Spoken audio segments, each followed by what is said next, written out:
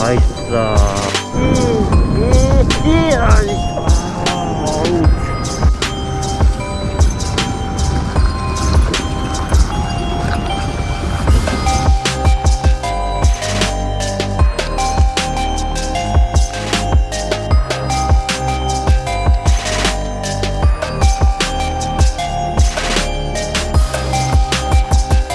Hello everyone, so welcome back to my YouTube channel. आज म जाँदैछु काठमाडौँ होइन, अनि ब्यागहरू सबै रेडी भइसक्यो, बाँधियो, अनि मेरो चाहिँ पछाडि एउटा ब्याग बोकेको छु, ल्यापटप ब्याग। त्यसपछि ब्याग टेलिको टल्किसक्यो, एयर प्रेसरहरू सबै ठिकै छ। अब चाहिँ बाटोमा गएर भेटौँला। फाइनल्ली म चाहिँ हाइवे टच गरिसकेँ। यहाँबाट चाहिँ म चितवनसम्म नन स्टप जानेवाला छु, लाइक इट्स 120 किलोमिटर्स होइन। अनि चितवनसम्म त नन स्टप जाने प्लान छ मेरो चाहिँ। त मैले सक्छु, किनभने ब्रेक लिँदै लिँदै गयो भने चाहिँ अलि टाइम धेरै खान्छ के। चितवनमा गएर चाहिँ यस्तो धेरै भुल्छु। झट्ट लाएर जाउँ अब 60, 70 एन्ड 80 को स्पिड। त्यसपछि 2 लेन टच गर्ने बित्तिकै म 60 मा झर्छु, किनभने रिस्क फ्याक्टर बढी हुन्छ नि त होइन। 2 लेनमा गएर ओभर स्पिड गऱ्यो भने जब स्पिड मिनिमम हुन्छ तब केही भइहाल्यो भने पनि आफूले त्यस्तो चोटपटक लाग्दैन के।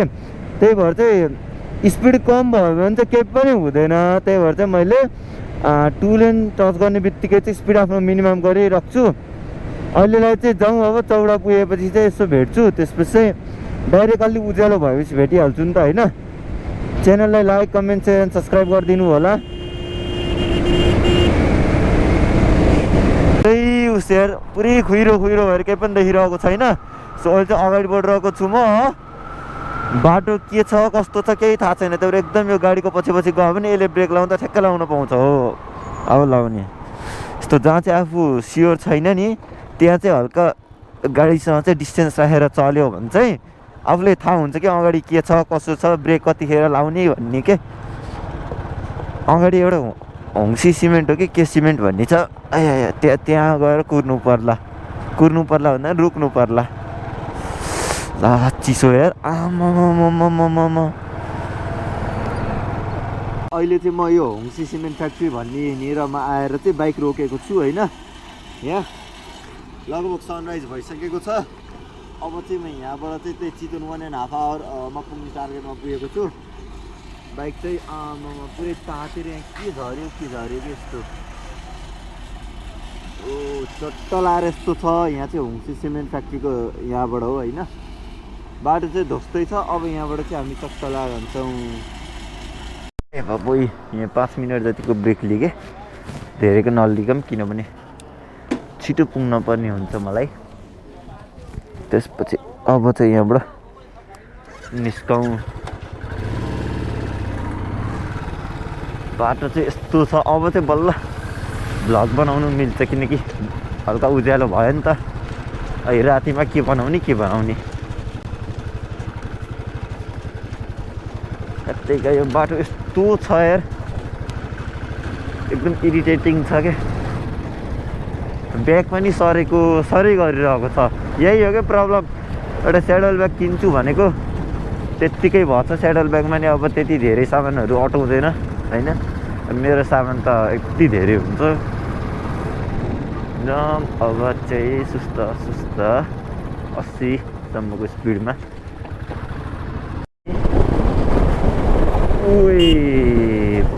भाइ साहब कसरी चलाएको छ फेरि यो बसले,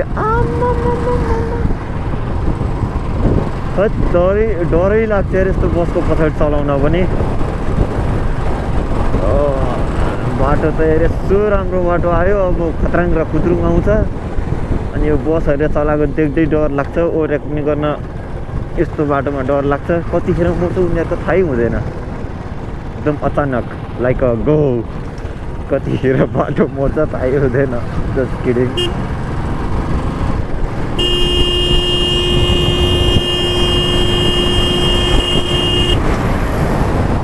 अहिले पनि यहाँ यसरी के अरे यता मोड्न लागेको थियो अनि यस्तो। यो मिड पोइन्ट भन्ने यतै हो कि कता हो यार। अहिले भयो जस्तो मानेको थिएँ। मध्यबिन्दु ए बा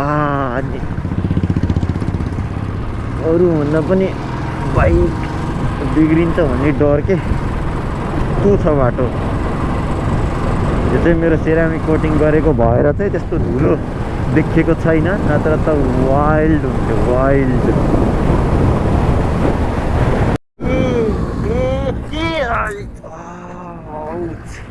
के देखेको छैन हो बाटो।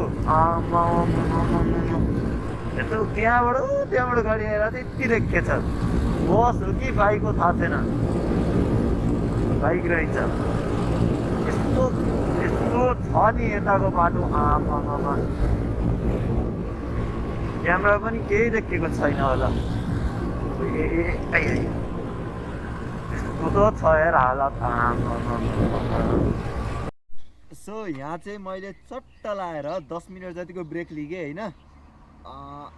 7:30 भएको छ, घरबाट हिँडेको चाहिँ 3 घन्टा भइसक्यो। 3 घन्टामा चाहिँ म लगभग नारायणगढ पुगिसकेँ। यहाँ पुरानो मेडिकल कलेजको यो बोर्डनिर छु। अनि अब चाहिँ जाम चट्ट लाएर होइन चोर जस्तो भइसकेको छ। Let me so you. Bike यहाँ छ होइन।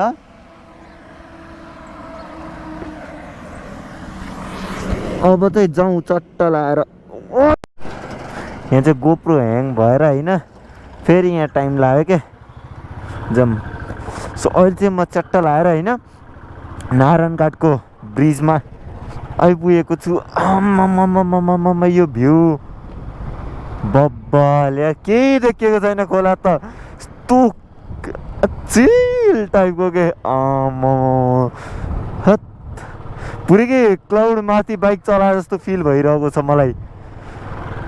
यो पो र भ्यू भनेको त ठ्याक्कै के बादल होइन। त्यो तल खोला माथि बादल, त्यसपछि म माथि बादल माथि पुरै बाइक चलाइरहेको जस्तो फिल भइरहेको छ।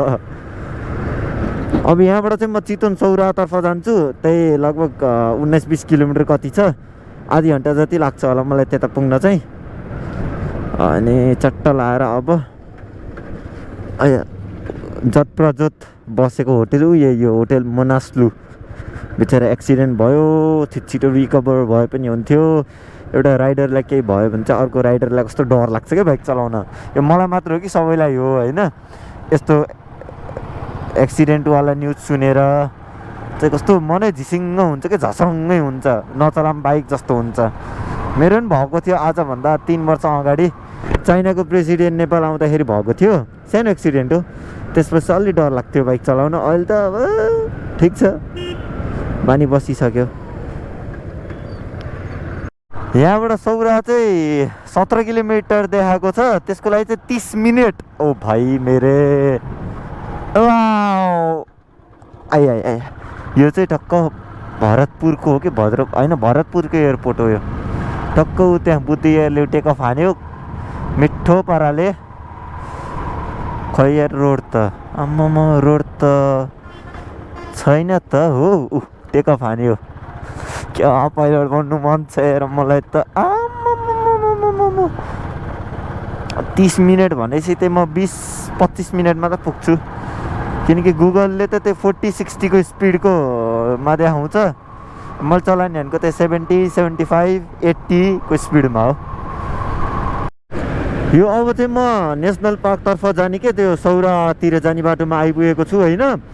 अनि यो रोडमा पनि अलि धेरै एक्सिडेन्ट हुन्छ भन्ने सुनिरहेको थिएँ मैले चाहिँ, किनभने स्ट्रेट छ बाटो, राम्रो छ नि त। त्यही भएर टक्क लाएर एक्सिडेन्ट हुन्छ भन्ने सुनेको थिएँ। त्यही भएर अलि सेफ चलाउनु पर्छ।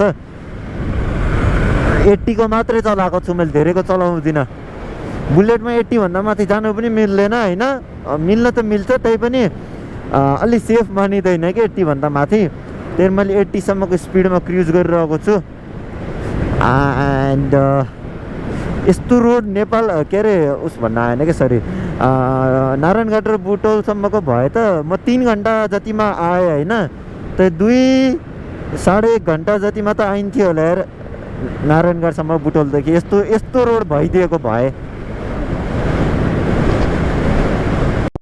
Oh no, let me go fast. Oh no, चट्ट रुमाल क्या मालूम कोटेको खल्तीमा माफी दिन्छु ए हजुर म एक गल्तीमा जाडो भयो अच्छु अच्छु चिसो त लास्ट छ यार तर ओभरटेक गर्ने बेलामा चाहिँ पहिला सुरु पछाडि हेर्ने होइन एकदम एक्सन लिनुभन्दा अगाडि के अनि बल्ल कतिको ग्याप छ सकिन्छ कि सकिँदैन त्यो सियर नभइकन गर्नु हुँदैन के त्यो पुरै क्यालकुलेसन हान्नुपर्छ यतिको स्पिडमा जाँदाखेरि यहाँसम्मको डिस्टेन्स क्लियर गर्न सक्छु अगाडिको भेहिकलको स्पिड कति छ होला आफ्नो अनुसार मेजर गर्नुपर्छ क्या अनि बल्ल थाहा हुन्छ यतिमा ओभरटेक गर्न सक्छु भनेर यसलाई मैले सक्छु पासिङ लाइट दिने चट्ट गर्ने अब इन्डियन नम्बर प्लेटको गाडीहरूले चाहिँ अलिक छोड्दिनँ अलिक ख्याल गर्नुपर्छ है उनीहरूले अलिक पेल्न खोज्छ के बाट चाहिँ अगाडि बढिसकेँ अनि त्यसपछि यहाँबाट चाहिँ 200 मिटर अगाडि गएपछि राइट भनेको छ अनि यहाँबाट रहेछ हो यहाँबाट सही हो सही म अस्ति नै आएको थिएँ तर म बिर्सिएँ किनभने म भुलक्कड छु आया यो बाटो हल्का हल्का कच्ची कच्ची छ के त्यो बिग्रेको टाइप रफ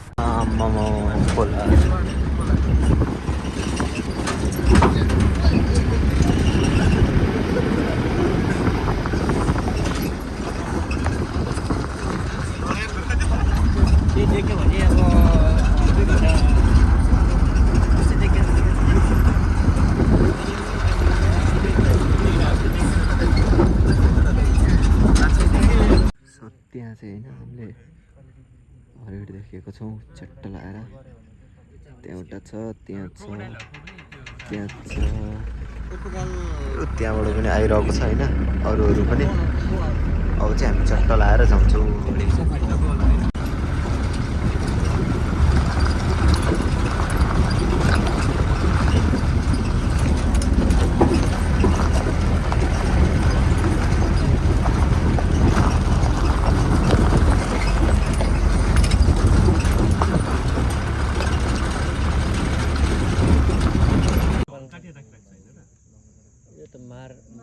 मारेर काट्नु